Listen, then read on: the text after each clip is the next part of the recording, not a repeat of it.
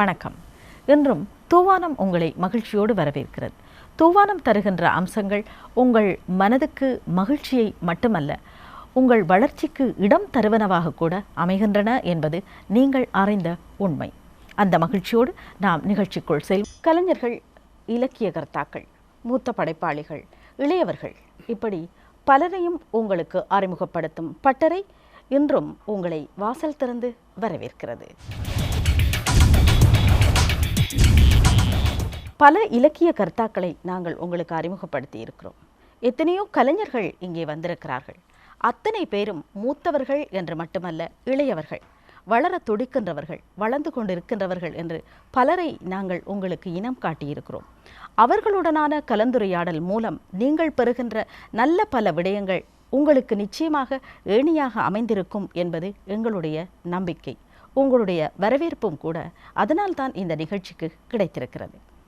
இன்று நாங்கள் அறிமுகப்படுத்த போகும் அந்த படைப்பாளி இலங்கையில் மட்டுமல்ல, இந்தியாவிலும் ஒரு சிறந்த அங்கீகாரத்தை பெற்றவர். அவர்தான் கவிஞர் மஜீத். நவீன இலக்கியத்திலே அவருடைய பங்களிப்பு அளப்பரியது. தமிழ் இலக்கிய வரலாற்றில் அல்லது தமிழ் படைப்பில் அவருடைய பங்கு மிக முக்கியமானது. காத்திரமான பங்களிப்பை அவர் செய்திருக்கிறார். இத்தகு கலைஞன் இப்போது நலிவுற்ற நிலையிலே இருக்கிறார். நலிவு என்று சொன்னால் அந்த சேர்ந்தே இருப்பது வறுமையும் புலமையும் என்று கூறுகிறோம். அப்படியல்ல, இது ஒரு சிறந்த படைப்பாளி. என்றும் எங்கள் நெஞ்சில் வாழ்கின்ற எத்தனையோ படைப்பாளிகளில் இவரும் ஒருவர்.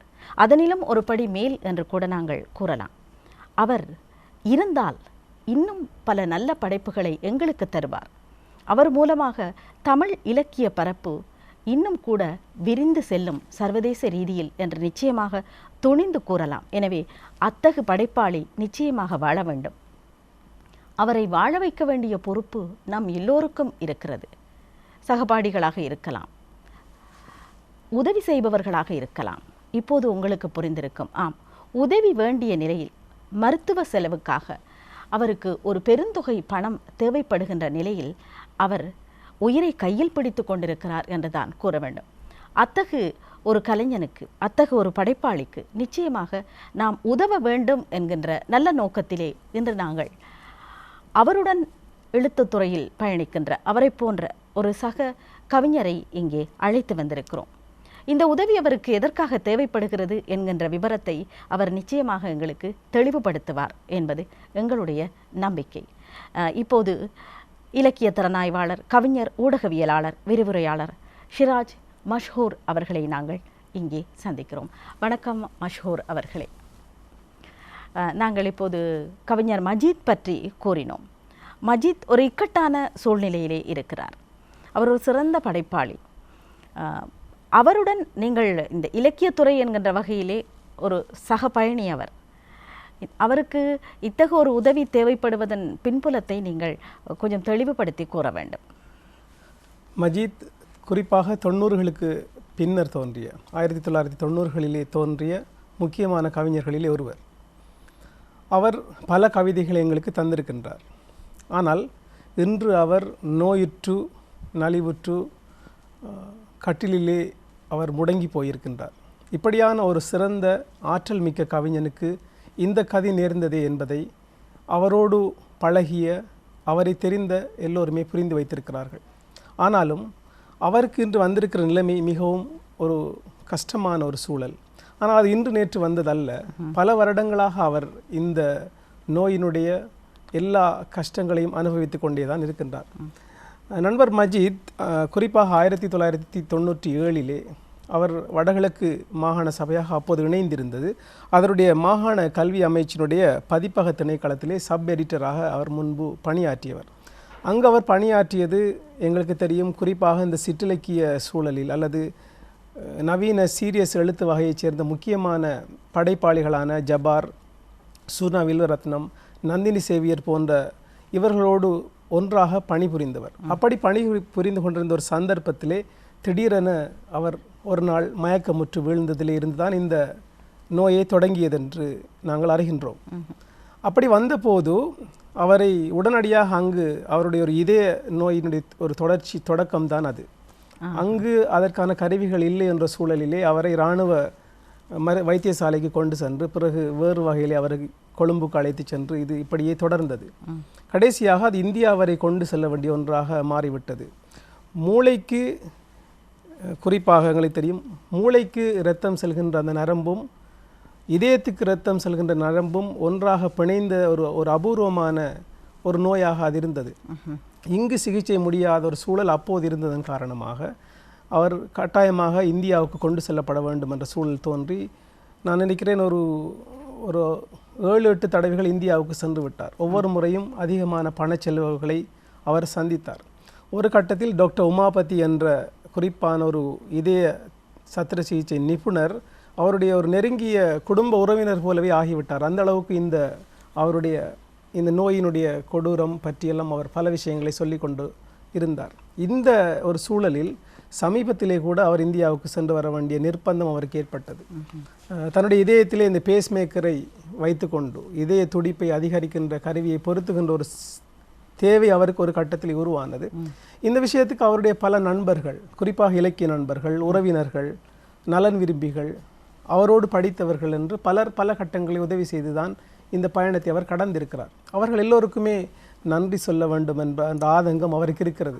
ஒவ்வொருவராய் போய் தேடி சொல்ல முடியாத நிலையில் இந்த நிகழ்ச்சியூடாக அவர்களுக்கு நீங்கள் நன்றியை சொல்லுங்கள் என்று அவர் சார்பில் நீங்கள் நன்றி கூறுங்கள். அவர் என்னை வேண்டிக் கொண்டாரும் கூட. ஆனால் இந்த நோயை மேலெழுந்த வாரியாக சொல்வது கஷ்டமான விஷயம். ஆனாலும் ஒரு கட்டத்தில் அவர் முழுமையாகவே அடிக்கடி மயக்கமுறுகின்ற, தூக்கம் இல்லாத நிலைமைக்கெல்லாம் ஆட்படுத்தப்பட்ட பல கஷ்டமான சூழல்கள் இருக்கின்றன. அதை எப்போதுமே அவருடைய மனைவியும் ஒரே ஒரு குழந்தையும் எப்போதுமே மிகுந்த ஏக்கத்தோடும் கவலைகளோடும் இன்றும் பார்த்து கொண்டிருக்கின்ற சந்தர்ப்பம் இருக்கின்றது. இந்த சூழலில் தான் அவருக்கு இப்போது ஒரு நிக்கட்டான சூழல் வந்திருக்கிறது. இது வாழ்வினுடைய தொடர்ச்சியாக இருக்குமா இல்லையா என்ற ஒரு பிரிகோட்டுக்குள்ளே அவர் வந்திருக்கின்றார். அடுத்து என்ன நடக்கும் என்று தெரியாத ஒரு ஏக்கம், தவிப்பு அவருக்குள்ளே இருக்கிறது. இந்த கட்டத்தை அவர் இந்த சந்தர்ப்பத்தில் மட்டும் எதிர்நோக்கியவர் அல்ல, முன்பும் இதை எதிர்நோக்கித்தான் இருந்தார். ஆனால் இப்போது வந்திருக்கிற கட்டம் மிகவும் கஷ்டமான, மனசுக்கு தாங்குவதற்கு கஷ்டமான ஒரு சூழல். சமீபத்திலே நானும் பேராசிரியர் நோமான், பேராசிரியர் இசை யோகராசா, எழுத்தாளர் SLM அனிஃபா எல்லாம் அவருடைய வீட்டுக்கு சென்று அவரை சந்தித்தோம், பேசினோம்.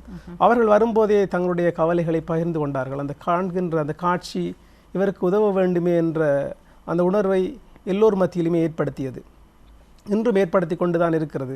உதவியர்களுக்கு நன்றி. ஆனால் திரும்ப உதவி செய்தவரிடம் போய் கேட்க முடியாத ஒரு தர்ம சங்கடமான நிலையிலே தான் அவர் இருக்கின்றார். அவருக்கு இப்போது தேவைப்படுகின்ற இந்த உதவி மிகவும், எங்களுக்கு தெரியும், பொதுவாக இப்படியான உதவிகளை கேட்டு செல்வதில் உள்ள சங்கடம், அந்த சங்கடத்தை தாண்டித்தான் அவர் கேட்க வேண்டிய ஒரு நிர்பந்தத்தில் இருக்கிறார். அவருக்காக அவருடைய இலக்கிய நண்பர்கள் செய்த முயற்சியை நாங்கள் மனங்கொண்டு உங்களால் முடிந்த உதவியை செய்ய வேண்டும் என்று எல்லோரிடத்திலும் அன்பாக நாங்கள் கேட்கின்றோம். குறைக்கிடுவதற்கு மன்னிக்க வேண்டும். இப்போது அவருக்கு எப்படி உதவி செய்வது என்கின்ற ஒரு கேள்வி உங்களுக்குள் எழுந்திருக்கும். நிச்சயமாக அந்த படைப்பாளிக்கு நாங்கள் உதவி செய்ய வேண்டும், ஒரு சிறந்த கவிஞனை வாழ வைக்க வேண்டும் என்கின்ற ஒரு உயர்ந்த எண்ணம் உங்கள் மனதில் நிச்சயமாக தோன்றியிருக்கும். இப்போது எங்களுடைய திரையிலே தெரிகின்ற, நீங்கள் எங்களுடைய நிகழ்ச்சியை பார்த்து கொண்டிருக்கின்ற திரையிலே தெரிகின்ற கணக்கு இலக்கத்துக்கு நீங்கள் விரும்பிய பணத்தொகையை வைப்பிலிடலாம். அதே நேரம் அந்த தொலைபேசி இலக்கமும் இருக்கிறது. அந்த தொலைபேசி இலக்கத்தோடும், நீங்கள் அவருடைய தொலைபேசி இலக்கத்தோடும் கூட நீங்கள் தொடர்பு கொள்ளலாம். அவருக்கு எவ்வளவு பணம் தேவைப்படுகிறது என்பது, ஒரு பெருந்தொகை பணம் தேவைப்படுகிறது. அவருக்கு ஆக குறைந்தது 10 லட்சம் ரூபாயாவது தேவைப்படுகிறது. ஏனென்றால் இது ஒரு மிக நெருக்கடியான சந்தர்ப்பத்தில் தேவைப்படுவதால் தான் இப்படியான ஒரு கோரிக்கையை ஒரு படைப்பாளி சார்பாக கலை இலக்கியத்தில் சத்திர சிகிச்சைக்காக இந்த சத்திர சிகிச்சை மிகவும் சிக்கலான ஒரு சத்திர சிகிச்சை. சில வேளை அவர் கோமா நிலைக்கு கூட சென்று விடலாம் என்ற ஒரு நிலைமை இருக்கிறது. அப்படியான சூழலில் தான் அதை தாண்டி இந்த சத்திர சிகிச்சைக்கு போக வேண்டுமா என்று தீர்மானிக்க வேண்டிய ஒரு நிலையிலே அவர்கள் இந்தியாவுக்கு செல்ல வேண்டியிருக்கிறது. அப்படியானால் இந்த தொகையை மனமுவந்து தருபவர்கள் நிச்சயமாக அந்த திரையிலே காணப்படுகின்ற கணக்கு இலக்கத்துக்கு அவர்கள் வைப்பிடலாம். அதே நேரம் தொலைபேசி இலக்கத்தோடும் தொடர்பு கொள்ளலாம். அப்படி தொலைபேசி இலக்கத்தோடு தொடர்பு கொள்ளும் போது அவரால் அவர்களுடன் பேசக்கூடியதாக இருக்குமா? எல்லா நேரமும் பேச முடியாவிட்டாலும் சில விஷயங்களை அவருக்கு பேச முடியும்.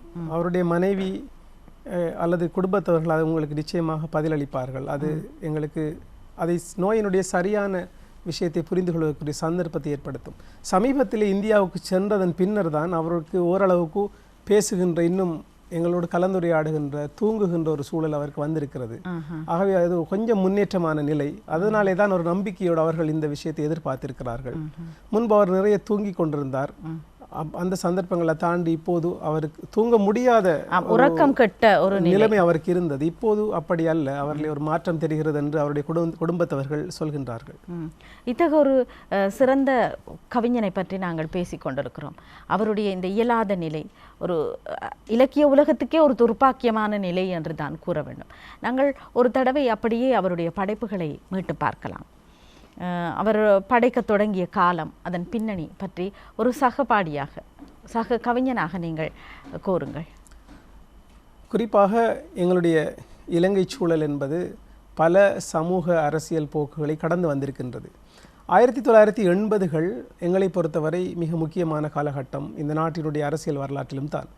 அப்போது நிறைய தமிழ் இளைஞர்கள் கலை இலக்கியத்தினூடாகவும் தங்களுடைய உணர்வுகளை வெளிப்படுத்தினார்கள். குறிப்பாக 1990கள் என்பது நிறைய முஸ்லீம் இளம் கவிஞர்கள் தோன்றிய ஒரு காலகட்டம். ஒட்டுமொத்த தமிழ் பரப்பினுடைய பாதையை அல்லது தமிழ் கவிதை இலக்கியம் என்று பார்க்கின்ற ஒரு பரந்த பரப்பை அகலிக்க செய்த ஒரு காலகட்டம் அது.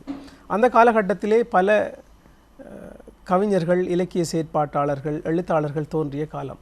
அந்த காலத்தில் தோன்றிய முக்கியமான ஒரு கவிஞராக நண்பர் மஜீதை குறிப்பிடலாம். இங்கு எங்கள் எல்லோருக்குமே தெரியும், வெகுஜன தளத்திலே இயங்குகின்ற ஒரு இலக்கிய போக்கு இருக்கிறது. இன்னொன்று சற்று சீரியஸாக பார்க்கின்ற ஒரு இலக்கிய போக்கு இருக்கின்றது. அந்த இலக்கிய போக்குக்குள்ளாலே மஜீத் முகிழ்த்து வந்தவர் என்று சொல்லலாம். ஆரம்பத்திலே எல்லோருக்கும் உள்ள பொது இலக்கிய பண்புகளுக்குள்ளே தான் அவர் இருந்தார். பின்னர் அவர் ஒரு நிறைந்த தேடல் மிக்கவர், வாசிப்பு அனுபவம் கூடியவர். அந்த பின்னணி காரணமாக அவர் புதிய புதிய படைப்பு எல்லைகளுக்குள், இயங்கியல் தளங்களுக்குள்ளே தன்னை நகர்த்தி கொண்டு சென்றார். அப்படி சென்றதன் காரணமாக அவருடைய படைப்புகளிலே மாற்றங்கள் உருவாக தொடங்கியது. ஆரம்பத்திலே அவர் முதலாவதாக அவருடைய வெளிவந்த கவிதை ஏறுவெயில் என்ற ஒரு ஒரு தொகுப்பு. அது 3வது மனிதன் பதிப்பகத்தில் ஊடாக வெளிவந்த ஒரு தொகுப்பு. அது அந்த தொகுப்பு ஒரு பொதுவான ஒரு தொகுப்பாக எங்களுக்கு சொல்ல முடியும். ஆனால் பிறகு வந்த வாழ்வின் மீதான எளிய பாடல்கள் என்ற இந்த தொகுப்பு விடியல் சிவாவினாலே இந்தியாவிலே வெளியிடப்பட்டது. அதுக்கு எங்களுக்கு தெரியும், தமிழினுடைய முக்கியமான விமர்சகராக இருக்கின்ற SV ராஜதுரை அதற்கு ஒரு குறிப்பும் எழுதியிருக்கின்றார். ஒரு பதிப்புரையாகவே எழுதியிருக்கிறார். சரிகாணின் பிணங்கள் கண்டதும் காகங்கள் பூக்கும் தென்னையாய் ஈழம் என்றுதான் அவர் அதில் தொடங்குகிறார். அந்த வரி மஜீதுடைய ஒரு கவிதையினுடைய வரி. காகங்கள் பூக்கின்ற தென்னையாக வருகிற போது எங்களுக்கு தெரியும், பிணங்கள் இருக்கின்ற சூழலிலே காகங்கள் தென்னை மரங்களிலே வந்து சேர்க்கும். அதை காகங்கள் பூக்கின்ற தென்னையாக உருவகிக்கிற அந்த காட்சியோடு தான் அவர் தொடங்குகிறார். மஜீதுடைய கவிதைகள் குறிப்பாக முஸ்லிம் சமூகத்துடைய மன ஓட்டங்களை, உணர்வுகளை ஆழமாக வெளிப்படுத்தியது. அதே போல அவருடைய பல கவிதைகள் தமிழ்ச்சூழல், கிழக்கு மாகாணத்தினுடைய அல்லது வடகிழக்கினுடைய பொதுச்சூழலுடைய எல்லா சமூகங்களுடைய மன உணர்வுகளையும் கொண்டு வந்த கவிதைகளும் இருக்கிறது என்பது மிகவும் முக்கியமானது. ஏனென்றால் இந்த எல்லா சமூக தளங்களையும் பார்க்கின்ற ஒரு பார்வை அவருக்குள்ளே இருந்தது. கொஞ்சம் எல்லை தாண்டி பார்க்கின்ற அந்த பார்வை அவருக்குள்ளே இருந்ததும் ஒரு சிறப்பான அம்சம்தான். இது ஒரு மிக முக்கியமானது மஜீத் வந்த காலகட்டம் என்பது. இரண்டாவது அவருடைய வாசிப்பு என்று நான் சொன்னேன். இன்னொன்று எங்களுக்கு தெரியும், இலங்கையினுடைய அல்லது ஈழத்தினுடைய கவிதை மரபு என்பது பொதுவாக கூடுதலாக அரசியல் சார்பு தன்மையினுடைய ஆதிக்கத்துக்கு உள்ளே இருந்தது. ஒரு காலத்திலே இடதுசார் இலக்கியங்கள், முற்போக்கு எழுத்தாளர்களுடைய குரல் தான் ஓங்கி ஒலித்தது. அதற்கு எதிரான நட்போக்கு போன்ற முறைகள் எல்லாம் வந்தது எங்களுக்கு தெரியும். ஆனால் பிந்திய காலங்களிலே குறிப்பாக இங்கு இருந்த போர் சூழல் காரணமாக இங்கு அரசியல் சார்ந்த கவிதைகள், அரசியல் சார்ந்த படைப்புகளுக்குத்தான் அதிகம் முக்கியத்துவம் கொடுக்கப்பட்டது. ஆனால் குறிப்பாக இந்தியாவிலே உள்ள ஒரு தரப்பு படைப்பாளிகள் தான் இங்கு அதிகம் கவனிக்கப்பட்டார்கள், அறிமுகப்படுத்தப்பட்டார்கள். கவிதை என்று வருகிற போதும் குறிப்பாக பிச்சமூர்த்தியாக இருக்கலாம், நகுலனாக இருக்கலாம், மயன், இப்படி பலரை நாங்கள் சொல்லிக் கொண்டு போகலாம். இந்த மாதிரியான ஒரு தளத்தை இங்கு ஆழமாக பார்த்தவர்கள் கிடையாது. அல்லது அது ஒரு இன்னொரு தளத்துக்குள்ளே சுருங்கி போயிருந்த ஒரு நிலையிலே தான் அது வடக்கிலே அப்படி இருந்தது. மெய்யுள் பற்றி பேசினார்கள், அந்த விஷயங்களுக்கெல்லாம் நான் போகவில்லை. இந்த மாதிரியான ஒரு சூழல் கிழக்கு இலங்கையிலே, அதுவும் அதிகமான முஸ்லிம் கவிஞர்கள் இருந்த ஒரு சூழலில் இது பற்றி ஒரு தேடல் வந்தது என்பது ஒரு கவனிக்க வேண்டிய ஒரு அம்சம். அதிலே நண்பர் ரியாஸ் குரானா, மஜீத் போன்றவர்கள் மிக முக்கியமாக இயங்கியவர்களாக இருந்தார்கள். அந்த போக்கினுடைய பிரதிநிதியாகவும் மஜீத் இருந்தார் என்பது மிக முக்கியமானது. பிறகு இன்னொரு கட்டத்தில் இவர்கள் இன்னொரு மஜீதுடைய இன்னொரு தொகுப்பு தான் ஒரு இலையின் மரணம் என்ற இந்த தொகுப்பு. இந்த தொகுப்பு பெருவழி பதிப்பகத்தினூடாக வந்தது. பெருவழி என்ற ஒரு சஞ்சிகை வெளிவந்தது. அந்த சஞ்சிகை குறிப்பாக பின்னவீனத்துவ போக்குகளை வெளிப்படுத்திய ஒரு சஞ்சிகையாக அடையாளம் காணப்படுகிறது. ஈழத்து சூழலில் பின்னவீனத்துவ போக்கு அல்லது பின்னவீனத்துவ கூறுகள் என்ற விஷயத்தை காத்திரமாக பேசிய ஒரு சஞ்சிகையாகவும் அது அடையாளம் காணப்பட்டது. அதிலும் மஜீத் ஒரு குறிப்பிடத்தக்க செயற்பாட்டாளராக இருந்தார். அந்த வகையில் பார்க்கிற போதும் அவருடைய மிக முக்கியமான ஒரு கதை தான் இந்த கதையாண்டி என்றது. நிறைய கவிதைகளை இந்த நிகழ்ச்சியை வளர துடிக்கின்ற, சிறப்பாக தாங்கள் படைக்க வேண்டும் என்று நினைக்கின்ற அத்தனை இளைய படைப்பாளிகளும் பார்த்து கொண்டிருக்கிறார்கள். நாங்கள் முக்கியமாக ஒன்றை சொல்ல வேண்டும். இத்தகு சிறந்த படைப்பாளி உதவி கோருகின்ற நிலையில் இருக்கின்றார். கட்டாயமாக நாங்கள் உதவி செய்ய வேண்டிய ஒரு நிலையிலே இருக்கிறார். அவர் வாழ வேண்டும். அவர் வாழ்க்கைக்கு கட்டாயமாக இந்த பண உதவி தேவைப்படுகிறது. எனவே அவருக்கு பண உதவி செய்ய நீங்கள் விரும்பினால் இதோ இந்த திரையிலே தெரிகின்ற கணக்கு இலக்கத்துக்கு நீங்கள் வைப்பிலிடலாம். அது மட்டுமல்ல, அவருடைய தொலைபேசி இலக்கத்தையும் நாங்கள் தந்திருக்கிறோம். ஒரு சிறந்த படைப்பாளி, ஒரு சிறந்த கவிஞன். மஷூர் அவர்கள் சொல்வது போல அவர் இந்த தமிழ் இலக்கிய பரப்பிலே ஒரு பெரிய மாற்றத்தை செய்திருக்கிறார், ஒரு வித்தியாசத்தை செய்திருக்கிறார். இன்னும் பல புதுமைகளை அவர் அறிமுகப்படுத்த வேண்டும். அதற்காக அவர் வாழ வேண்டும் என்பது எல்லோருடைய பிரார்த்தனையாகவும் இருக்கிறது. ஆமாம், நீங்கள் சொன்னது போல அவர் செய்த இன்னொரு முக்கியமான பங்களிப்பு தான் இந்த கதையாண்டி என்ற ஒரு குறுநாவல். இந்த பொதுவாக எங்களுக்கு ஒரு தொடரான வாசிப்பு தான் இருக்கிறது. பின்னவீனத்துவ கூறுகளில் ஒன்றாக இந்த தொடர் அறுமுறையில் எழுதுகின்ற முறையை சொல்வார்கள், நான் லீனியர் ரைட்டிங் என்று சொல்வார்கள். அது நாங்கள் பார்க்கின்ற ஒரு நேர்கோட்டு தளத்திலே அந்த படைப்புகள் செல்லாது. திடீரென்று அது இன்னொரு பக்கத்திலே தளமாற்றம் அடையும். உதாரணத்துக்கு நாங்கள் ஒரு தொலைக்காட்சி நிகழ்ச்சியை பார்த்து கொண்டிருக்கின்றோம். திடீரென்று அந்த நிகழ்ச்சி நிறுத்தப்படும், ஒரு விளம்பரம் வரும், திரும்ப நிகழ்ச்சி தொடரும். இது அந்த தொடர் ஓட்டத்துக்கு சற்று வித்தியாசமான ஒன்றாக இருக்கும். இப்படித்தான் பின்னவீனத்துவ கூறுகள் தொடர் ஓட்டத்தை ஊடறுத்து கொண்டு இன்னொரு விஷயம் வந்து போகும். அப்படித்தான் இந்த கதையாண்டி வருகிறது. அதில் அந்த முன்னட்டையிலே நந்தவனத்தில் ஒரு ஆண்டி அவன் 4-6 மாதமாய் குயவனை வேண்டி என்று ஆமாம் சித்தர் பாடலும் அதை பற்றி சொல்லப்பட்டிருக்கிறது. நீங்கள் சொல்வது போல அந்த தளத்தில் இருந்து அவர் தொடங்கி, எங்களுக்கு பரிச்சயமான தளத்தில் இருந்து அவர் தொடங்கி கடைசியாக அந்த அட்டை, அந்த குறிப்பாக அந்த கதை முடிகின்ற ஒரு விஷயத்தை நான் வாசித்து கூட காட்டலாம். நாளை நாங்கள் பிரிந்து செல்ல வேண்டியிருக்கிறது. வணங்காமுடியின் கதை அவரவர் சிந்தனைக்கேற்ப எங்களுக்குள்ளே வசிக்கிறது, எழுதப்படவில்லை. பத்திரிகைக்கு வேறு ஒரு கதை எழுதி தருவதாக சொல்லிவிட்டனர். எனக்கு சந்தோஷம்தான். வணங்காமுடியின் கதை நம்மால் தான் எழுதப்பட போகிறது என மனதுக்குள் நினைத்து கொண்டேன் என்று இப்படி அது வருகிறது. பிறகு கடைசியான ஒரு பக்கத்தை நீங்கள் பார்த்தால், ஒரு ஊரில் ஒரு ராசாவாம், அந்த ராசாவுக்கு ஒரு மகனாம். இப்படித்தான் வணங்காமுடியின் கதை என்னிலிருந்து ஆரம்பிக்கிறது. குழப்பத்துக்குரிய பாத்திரமாகிய யசோதரா கதையில் இல்லை, அதற்கு பதிலாக செம்பருத்தி வசிக்கிறாள் என்று இப்படி பல விஷயங்களை அது தொட்டு பேசுகிறது. புத்தனுடைய மனைவியாக இருந்த யசோதரா பிறகு எப்படி நடந்து கொண்டார் என்பதற்கான வரலாற்று பதிவுகள் எங்களுக்கு தெரியும். ஆனால் இந்த யசோதரா வரலாற்றில் இருக்கிற ஒரு பெண்ணாக இங்கு சித்தரிக்கப்படவில்லை, மாறுபட்ட ஒரு பெண்ணாக சித்தரிக்கப்படுவதை நாங்கள் பார்க்கிறோம். இப்படி கதையினுடைய அந்த கற்பனை தளத்தை நகர்த்துகின்ற போது வித்தியாசமாக நகர்த்தி செல்கின்ற இந்த கதையாண்டி என்ற இந்த குறுநாவல் இங்கு விமர்சன உலகத்தால் கூட சரியாக கவனிக்கப்படவில்லை என்ற ஒரு விஷயம் இருக்கிறது. இன்று கவிஞர் மஜீத் பற்றி நாங்கள் பேசிக்கொண்டிருக்கிறோம். கவிஞர் மஜீத் ஒரு சிறந்த படைப்பாளி. தமிழ் இலக்கியத்துறையை பொறுத்தவரை, இலக்கிய படைப்பை பொறுத்தவரையிலே நவீனத்துவத்தில் ஒரு சிறந்த மாற்றத்தை கொண்டு வந்தவர். இன்னும் வாழ வேண்டும் அவர் என்பதுதான் எல்லோருடைய பிரார்த்தனை என்று சொன்னால் நிச்சயமாக அவர் ஏதோ ஒரு இக்கட்டில் இருக்கிறார் என்பது உங்களுக்கு புரிந்திருக்கும். இந்த பட்டறை நிகழ்ச்சியை நீங்கள் ஆரம்பத்திலிருந்தே பார்க்காவிட்டால் இப்போது நீங்கள் தெரிந்து கொள்ள வேண்டும், அவர் உயிருக்கு போராடி கொண்டிருக்கும் நிலைமையில் அந்த கவிஞனை வாழ வைக்க வேண்டும் என்கின்ற பிரார்த்தனை மட்டும் போதாது, அவர் உயிர் வாழ தேவையான அந்த மருத்துவ செலவுக்கு நாங்கள் நிச்சயமாக பணம் கொடுத்து உதவ வேண்டும். அவருக்கு பண உதவி தேவைப்படுகிறது. கவிஞர் மஷூர் அவர்கள் கூறினார்கள் 10 லட்சம் வரையில் அவருக்கு செலவு தேவைப்படுகிறது மருத்துவ செலவுக்கு என்று. எனவே மஜீத் அவர்களுக்கு பண உதவி செய்ய வேண்டும். நீங்கள் அவருடைய சக கலைஞராக இருக்கலாம், அல்லது நீங்கள் பண உதவி செய்வதில் விருப்பமுடையவராக இருக்கலாம். அவருக்கு நீங்கள் உதவி செய்ய வேண்டுமானால் இதோ திரையில் தெரிகின்ற அவருடைய கணக்கு இலக்கத்துக்கு நீங்கள் பணத்தை வைப்பிலிடுங்கள். அது மட்டுமல்ல, அவருடைய தொலைபேசி இலக்கமும் கூட இங்கே குறிப்பிடப்பட்டிருக்கிறது. அந்த தொலைபேசி இலக்கத்தோடும் நீங்கள் தொடர்பு கொள்ளலாம். ஷிராஜ் மஷூர் அவர்களை சொல்லுங்கள். நீங்கள் சொன்ன போது அவர் பகிர்ந்து கொண்ட ஒரு விஷயம் எனக்கு ஞாபகம் வருகிறது.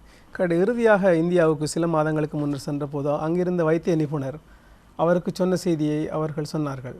அதாவது, இவர் கடலிலே மூழ்கி கொண்டிருக்கிறார், கொஞ்சம் கொஞ்சமாகத்தான் இவரை நான் கரை சேர்க்க வேண்டி இருக்கிறது, அதற்கான ஒரு அவகாசம் தான் இப்போது இருக்கிறது என்று அவர் சொல்லியிருக்கிறார். அப்படித்தான் இந்த அவகாசத்தில் ஒரு உயிரை காப்பாற்ற வேண்டிய ஒரு சாதாரண உயிரல்ல, ஒரு சிறந்த படைப்பாளி, எங்களுடைய இலக்கிய பரப்பிலே பல நல்ல மாற்றங்களை கொண்டு வந்த இந்த சிறந்த படைப்பாளியை வாழ வைக்க வேண்டிய கடப்பாடு எல்லோருக்குமே இருக்கிறது. படைப்பாளிகளுக்கு மட்டுமல்ல, ரசிகர்களுக்கும் இருக்கிறது. எனவே நிச்சயமாக உதவி வேண்டும் என்ற வேண்டுகோளோடு நாங்கள் தொடர்வோம். அவருடைய அடுத்த அவருடைய இந்த சொல்லிக்காடும் செம்பொடையனும் என்ற இந்த தொகுப்பு இந்தியாவிலே அடையாளம் பதிப்பகத்தினுடைய வெளியீடாக வந்தது. இந்த கவிதை தொகுதி இந்தியாவிலே அதிகம் கவனம் பெற்ற ஒரு கவிதை தொகுதி. பொதுவாக ஒருவர் வாழ்கின்ற போது அவருடைய படைப்புகள் பற்றிய ஆழ்ந்த விமர்சனங்களோ பார்வைகளோ திறனாய்வுகளோ வருவது குறைவு. எங்களுடைய சமூக சூழல் அப்படித்தான் இருக்கிறது. அந்த சூழலில் மஜீத் அவருடைய எழுத்தினுடைய ஆழத்துக்கு உண்மையில் இங்கு கவனிக்கப்பட்டாரா என்ற ஒரு கேள்வி இருக்கின்றது. ஆனால் இந்த தொகுதி இந்தியாவிலேயே அதிகமாக விற்கப்பட்டது என்பது மிகவும் சுவாரஸ்யமான விஷயம். அதில் நான் ஒரு கவிதையை இங்கு வாசித்து காட்டுவது பொருத்தம் என்று நினைக்கிறேன். மரணித்த பிறகு தேவதைகள் உயிர்த்த ஆகுதி என்று அது வருகிறது. இங்கு முதலிலே வசன அமைப்பிலே அது வருகிறது, பிறகு கவிதை போக்கு என்று இது தொடர்வதை நாங்கள் பார்க்கலாம். உன்னை என்பது இங்கு எனது இன்னொரு குரலைத்தான், என்னோடு நான் பேசுதல், அல்லது உன்னையும் என்னையும் என கூறுகையிலேயே அதுவும் நானாகி மூன்றாகிறேன் என்று அது தொடங்குகிறது. மஜீதுடைய வரிகளுக்குள்ளே நாங்கள் சற்று ஆழ்ந்து போக வேண்டிய தேவை சில படைப்புகளிலே நாங்கள் பார்க்கலாம். அவள் அழைத்தால் சென்று விட இங்கு சிறகசைக்கும் ஒரு சில வார்த்தைகளில் தேவதைகள் மிதந்தளும், கனவின் மரணத்தோடு ஆழங்களுள் மிதக்கும் தனித்த இரவின் புலம்பலோடு ஆகாய வெளியில் ஒரே கனமுருகி மெல்லிய ராகத்தில் பாடும் ஒரு பாடலை பாடுகையிலும் நீ என்னோடு ஆகாய வெளியில் சுழன்று போலிகளாய்ப்போன நிழல்களில் அசையும் இருளையும் பிளந்து வெளிப்பட நானும் உடன்பாடற்றவன் அல்ல. இப்படி அந்த கவிதை செல்கிறது. மஜீதுடைய மொத்த கவிதைகளும் ஒரு தொகுப்பாக வெளிவந்திருக்கிறது. இது எதிர் வெளியீடாக வந்திருக்கிறது. அதிலே அவர் சொல்கிறார், எனது மொத்த தொகுப்பாக கவிதைகள் எல்லாமே ஒரு தொகுப்பாக வருவது மகிழ்ச்சியாக இருக்கிறது. எனது வாசிப்பினூடாகவும் தொடர் எழுத்து செயல்பாட்டாலும் ஈழத்து இலக்கிய போக்கிலே சிந்தனை மாற்றம் ஏற்படுத்துவதற்கு முயற்சித்தேன். அது எந்த அளவுக்கு வெற்றி பெற்றுள்ளதோ எனக்கு தெரியாது. ஆனால் எனது முயற்சி தொடரும். எனது இலக்கிய நண்பர் ரியாஸ் குரானா இலையின் மரணம் தொகுப்புக்கு எழுதிய அறிமுகம் மிகவும் சந்தோஷம் தருகின்ற ஒன்றாக இருக்கிறது என்று சொல்கிறார். இந்த ஒரு இலையின் மரணம் என்பது ஒரு இலை விழுகின்ற போது ஏற்படுகிற அந்த உணர்வுகள் பற்றி அது இப்படி சொல்கிறது. கிளையில் ஒட்டி இருக்கும் போது உற்று கவனிக்காத இலைதான் இன்று எனது முழு கவனத்தையும் தின்றது. கிளையில் ஒட்டி இருக்கும் போது உற்று கவனிக்காத இலைதான் இன்று எனது முழு கவனத்தையும் தின்றது. அவ்விலையை கிளையுடன் இணைக்கும் சாத்தியங்களை எழுதுகிறேன். இப்படி அவர் சொல்லிவிட்டு அடுத்ததாக சொல்கிறார், இன்னும் ஒரு இலை விழுகிறது, இந்த இலை இன்னொன்றாக ஆகிவிடுகிறது. இலையை கிளையுடன் இணைப்பது பற்றிய சாத்தியங்கள் மறந்து போயின என்று வருகிறது. இப்படியான அழகான கவிதைகள் பலவற்றை அவருடைய படைப்புகளிலே நாங்கள் காணலாம். இது எங்களுக்கு பரிச்சயமான ஒரு எழுத்து முறை அல்ல. எங்களுக்கு பரிச்சயமான ஒரு எழுத்து முறை என்பது எங்கள் எல்லோருக்குமே தெரியும். வித்தியாசமான எழுத்து முறைகள் இங்கு கவனிக்கப்படுவதில்லை. ஆனால் சற்று காலம் தாழ்த்தித்தான் அவை பார்வைக்கு திறனாய்வுக்கு வந்து சேர்வதை நாங்கள் பார்க்கிறோம். இப்படியான வித்தியாசமான இலக்கிய போக்கியுடைய ஒரு கவிஞனுடைய ஒரு படைப்பாளினுடைய செயல்பாட்டு தளத்துக்கான வெளிகள் இங்கு உருவாக்கப்பட வேண்டும். குறிப்பாக நண்பர் மஜீதுடைய இந்த படைப்புகள் இன்னொரு எழுத்து முறையினுடைய வெளிப்பாடு என்று நான் ஏற்கனவே சொன்னேன். அதற்குள்ளே முஸ்லிம் சமூகத்துடைய மன ஓட்டங்கள், உணர்வுகள் ஆழமாக பதிவு செய்யப்பட்டுள்ளன. ஒரு சமூக கூரை இவ்வளவு அழகாக பதிவு செய்த கவிஞர்கள் என்று வருகிற அந்த வரிசையிலே மஜீத் மிகவும் முக்கியமானவர். ஏன் இதை நான் சொல்கிறேன் என்றால், இந்த விளிம்பு நிலை எழுத்துக்களை பற்றி நாங்கள் பார்க்கின்றோம். எல்லோருமே கவனத்திலே வருகின்ற மையங்கள், பிரதானமான விஷயங்கள் மட்டும்தான் கவனத்துக்கு வருகின்றன. பெருங்கதையாடல்களுக்குள் மறைக்கப்பட்ட விஷயங்கள் இருக்கின்றன. சிறு சமூகங்களுடைய, சிறுபான்மை சமூகங்களுடைய பிரச்சனைகள் என்று வருகின்ற விஷயம் மையங்களிலே பேசப்படுவதில்லை. அந்த மாதிரியான விஷயங்களை கவிதை தளத்துக்குள்ளே மஜீத் பேசுகிறார் என்பது மிகவும் முக்கியமானது. இதுவும் ஒரு வகையில் பின்னவீனத்து கூறு தான். ஒழுங்கவிழ்ப்பு என்பது பின்னவீனத்துடைய முக்கியமான கூறு என்று நாங்கள் பார்க்கின்றோம். அது எல்லாமே இவரிடத்தில் இருக்கிறது.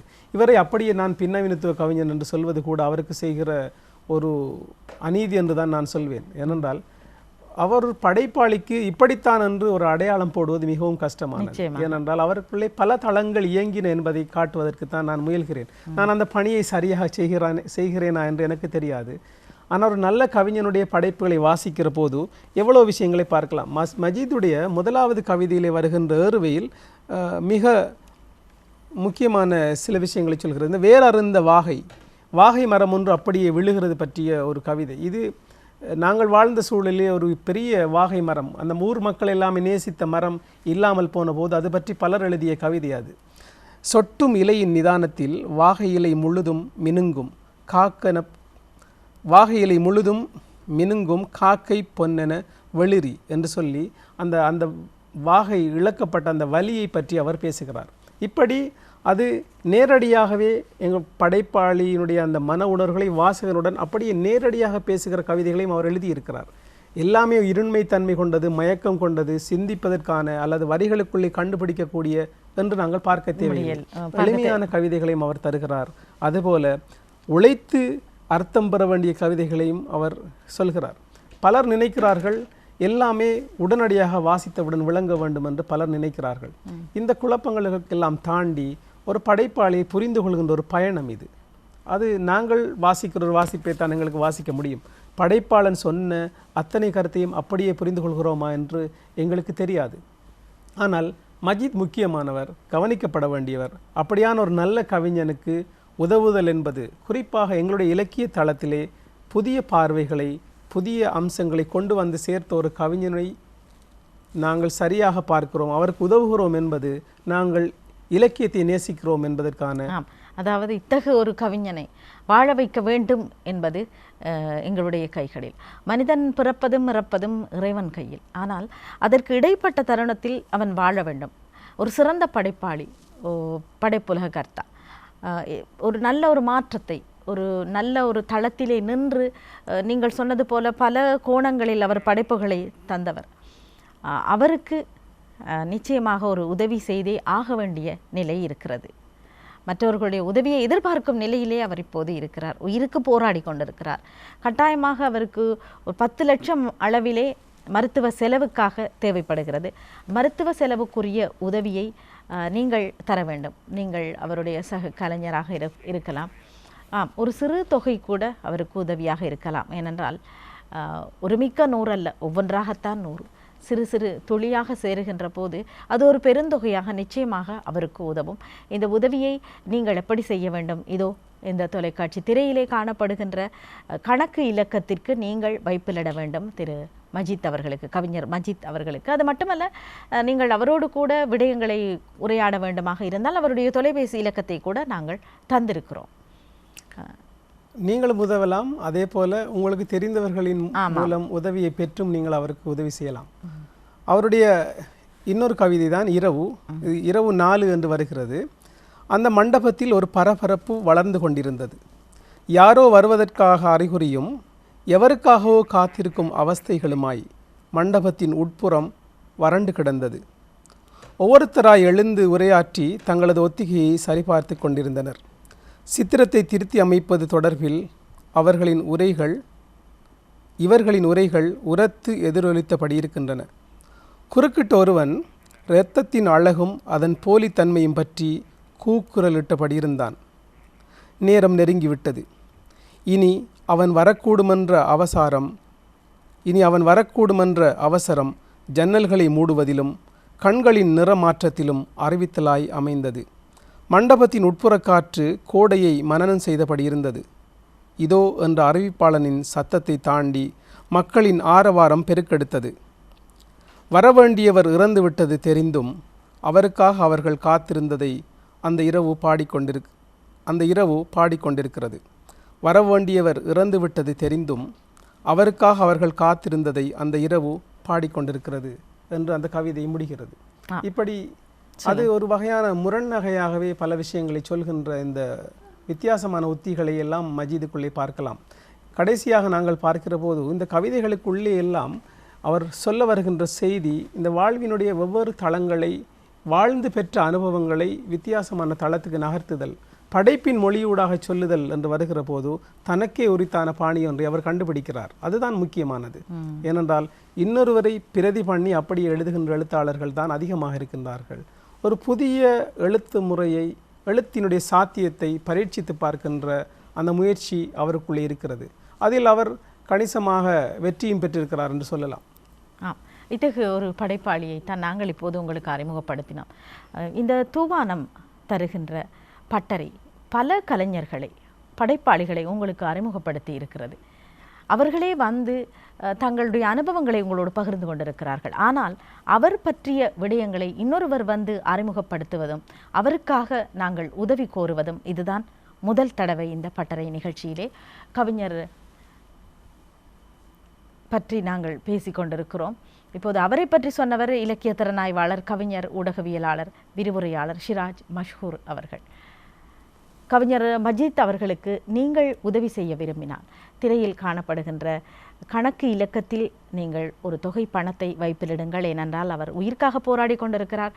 சுமார் 10 லட்சம் வரையில் மருத்துவ செலவுக்காக பணம் அவருக்கு தேவைப்படுகிறது. கட்டாயமாக உதவி பெற வேண்டிய நிலையில் அவர் இருப்பதால் ஒரு கலைஞனுக்காக தமிழ் இலக்கிய படைப்பிலே, தளத்திலே நல்ல ஒரு மாற்றத்தை, ஒரு வித்தியாசத்தை அறிமுகப்படுத்திய ஒரு படைப்பாளி என்கின்ற வகையில் அவர் வாழ வேண்டியவர். எனவே அவருக்கு உதவி செய்ய வேண்டிய கடப்பாடு நம் ஒவ்வொருவருக்குமே இருக்கிறது. உதவி செய்ய முன் வருபவர்கள், விரும்புபவர்கள் இந்த இலக்கத்துக்கு நீங்கள் வைப்பிலிடுங்கள். அதே நேரம் தொலைபேசி இலக்கமும் இருக்கிறது. அந்த தொலைபேசி இலக்கத்தோடு நீங்கள் தொடர்பு கொள்ளலாம், அல்லது நீங்கள் வசந்தம் தொலைக்காட்சியுடன் கூட தொடர்பு கொள்ளலாம். மிக்க நன்றி ஷிராஜ் மஷ்ஹூர் அவர்களே. ஒரு சக படைப்பாளியாக நீங்கள் ஒரு விரிவுரையாளர், கவிஞர், ஊடகவியலாளர், ஒரு கவிஞனின் தேவை அறிந்து நீங்கள் இங்கே வந்து அந்த கவிஞனை பற்றிய விவரங்களை தந்ததோடு அவருக்கு கை கொடுக்க வேண்டும் என்ற உயர்ந்த எண்ணத்தோடு நீங்கள் எங்களை சந்தித்திருக்கிறீர்கள். அந்த உயர்ந்த எண்ணத்திற்காகவும் உங்களுக்கு எங்களுடைய மனமார்ந்த நன்றியை தெரிவித்து விடைபெறுகிறோம். மிக்க நன்றி, வணக்கம். நன்றி. இந்த வாய்ப்புக்கும் குறிப்பாக நன்றி சொல்ல வேண்டும். ஒரு ஊடகத்தினுடைய அர்த்தம் மிகுந்த பணியை நீங்கள் முன்னெடுத்திருக்கிறீர்கள். மிக்க நன்றி. நன்றி. நன்றி. நாங்கள் எங்களுடைய அதிதிக்கு விடை கொடுத்துவிட்டு உங்களிடமிருந்தும் விடை பெறுகிறோம். மீண்டும் சந்திப்போம். நன்றி, வணக்கம்.